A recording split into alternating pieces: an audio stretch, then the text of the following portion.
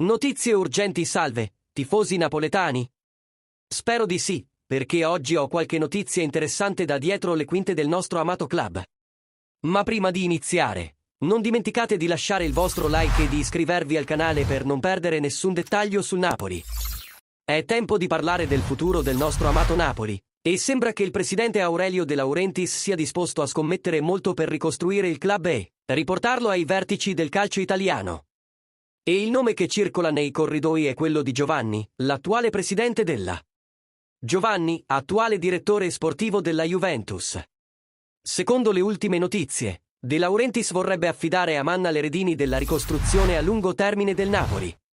Si potrebbe addirittura parlare di un matrimonio tra Manna e il Napoli, visto che il presidente è pronto a presentare al direttore un contratto quinquennale, rendendolo così protagonista della ripartenza del club verso un futuro promettente. Il giornalista Marco Conterio ha riportato questa incredibile notizia, confermando che Giovanni Manna è stato Giovanni Manna come prossimo direttore sportivo del Napoli. Commentatore Rai e inviato di Radio Sportiva, Conterio ha sottolineato la fervida volontà di De Laurentiis di iniziare una nuova era per il club, con Manna in prima linea per creare un Napoli ancora più giovane e competitivo. E ora, amici miei, è il momento di sentire la vostra opinione su questa entusiasmante notizia. Cosa ne pensate della possibilità che Giovanni Manna assuma un ruolo così importante per il futuro del nostro club? Lasciate i vostri commenti qui sotto, Non dimenticate di lasciare il vostro like e di iscrivervi al canale per non perdere nessuna notizia sul Napoli.